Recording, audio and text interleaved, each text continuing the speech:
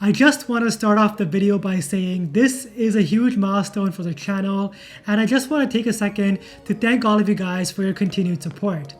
So for the first time ever, we did get a review unit sent out to us from LG. This is the LG Velvet, and believe it or not, this is my first ever LG device. In this video, we'll be doing a real-world camera test, and I'll also be giving you guys my first impressions on this device. So without further ado, let's get right down to it.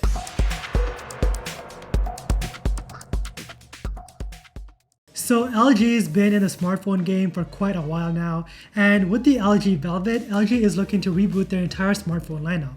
They are officially letting go of the G and B series and are looking to move into phones that are more individually thought out. Despite the premium look and feel of the Velvet, this phone goes for $599. But that's mainly due to the mid-range Snapdragon 765G processor found inside this device. For most of you, this phone won't mean anything. It struggles to compete with the likes of the Pixel 4a and the iPhone SE. But I think by October, November, the Velvet's price should drop to around $300, and for that price, you are getting a ton of phone for your money. Just quickly, before we do continue, if this is your first time here on this channel, I would greatly appreciate it if you guys could leave a like down below and subscribe to the channel, because that would go a long way in helping the channel out. Taking a look at the design, this feels and looks like a $1,000 smartphone. It features an all-glass design with a curved display. Towards the top, we find a teardrop notch, and not to mention, it also has an official IP68 water resistant rating. You definitely want to put a skin or case on this phone, as this glass back is a really strong fingerprint magnet, and it's also quite reflective, as you guys can tell. There is a headphone jack towards the bottom right, which I feel like is the perfect placement for a headphone jack.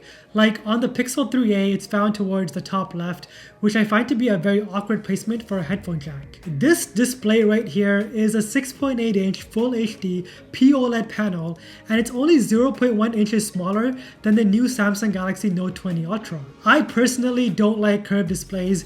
There are way too many accidental touches, and in my short time with the Velvet, I've already experienced a few. So hashtag say no to curved displays. Let's get this trending over on Twitter, because curved displays definitely need to go. But despite all of that, this display is such a pleasure to consume content on. If you are comparing this display next to, say, a Samsung panel, you can definitely tell the difference. But in comparison to the Pixel 3a and the iPhone SE's display, the Velvet for sure has a better, vivid, and brighter display. For biometrics, LG decided to go with an optical fingerprint scanner, and I honestly hate these things. Like, if you aren't going to include an ultrasonic fingerprint scanner, just scrap the fingerprint scanner altogether and go with facial recognition. There have been so many instances when I get locked out of my phone simply because the fingerprint scanner is unable to read my fingerprint. And there is no biometric alternative like Face ID found on the Velvet, so you're pretty much stuck with entering a PIN half of the time. The Velvet does feature a dual screen case. It doesn't come with the phone here in Canada, but I did hear some good things about it. So if you guys do want me to pick that up for testing purposes, let me know down in the comments below. The Velvet also features a dual stereo speaker setup, and the speakers are actually quite good. I do find the speakers on the Velvet to get really loud, way louder than the Pixel 3a speakers. Here's a quick speaker comparison test for you guys. Let me know which one you think is better.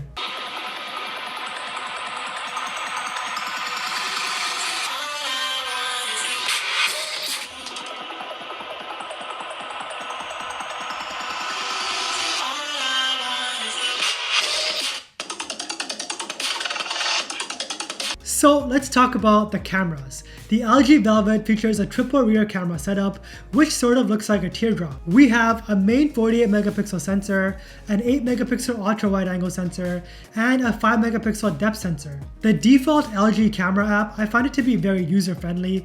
It's easy to use with all the modes labeled clearly across the bottom. Some annoying things I did notice about the camera app is that whenever you switch the sensor to 48 megapixels and leave the camera app, it keeps resorting back to the 12 megapixel sensor. This is done purposefully to save storage space on the camera, but I would have liked the option to decide that for myself instead of my phone deciding for me. The default camera app, I find, is pretty slow to launch. It does take a second, and this can be bad if you do want to capture those special moments quickly. The pictures that I find the Velvet takes are alright in my opinion. Nothing great, but they are pretty decent. Some of these shots do look overexposed, and they do lack a little bit of detail. I feel like a tiny increase in saturation and contrast would have gone a long way in helping LG out. In well-lit sunny conditions, the phone does a good job with the dynamic range. But in poorly lit conditions like indoors, there is noticeable grain in some of these shots. The Velvet does feature night mode, but I find it to be very disappointing.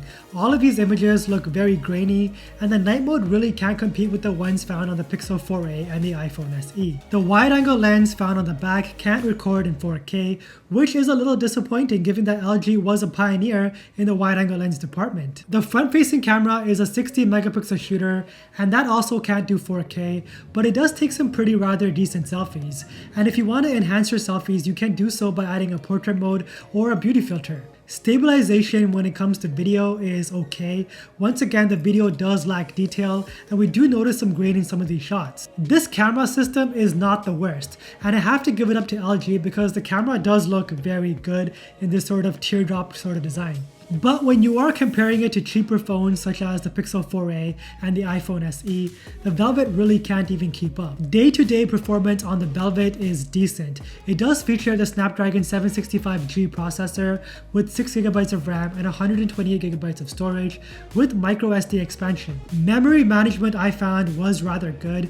Apps very rarely crashed on me, and I was even able to play games from where I left off without the game restarting. Most of the games that I've tested were able to play in the highest of frame rates with almost little to no lag at all. What I really feel like is holding back the Velvet and just LG overall is their UI skin, and it's really unknown when you're going to be getting software updates. The smoothness of the UI is lacking, animations are rather slow, and there is the occasional stutter and frame drop in some interactions from time to time. But the beauty of Android is that you can install another launcher if you wish and get rid of all of this bloatware while you're at it. Did I also mention this is a 5G phone which is able to support true millimeter wave 5G? But in my area, I don't have any 5G towers up just yet, so I could care less about 5G right now. But it is nice to know that the Velvet is future-proof. While I've only had this phone for a couple of days, I feel like the battery life on the Velvet is actually really good. We do have a 4300 mAh cell, and so far I've been averaging around 5 to 7 hours of screen on time, which is actually really good for my usage. The Velvet also features 18-watt fast charging, and surprisingly even wireless charging given the price point. So I am a little disappointed with the Velvet. LG rebooted their hardware, and they've clearly done a terrific job just by the premium look and feel of this device. But LG didn't reboot their software, and I feel like cleaning up their software and getting rid of all of this unnecessary bloatware would go a long way in helping LG out. So if you had high expectations for the Velvet, I think it's safe to say we should temper our expectations a little bit. But this phone, without a doubt, is one of the more stylish looking phones of 2020. Its design is fantastic, and quite honestly, it's better than some of the current flagships out right now. I feel like at this very time and moment, squished between the Pixel 4a and the iPhone SE, the Velvet is in a very awkward spot. Its weak points currently are the camera and the software, but it does feature a very high-end design, a large screen, and 5G support. With the addition of the dual screen case, I can see this being useful for consumers who love to multitask on their devices.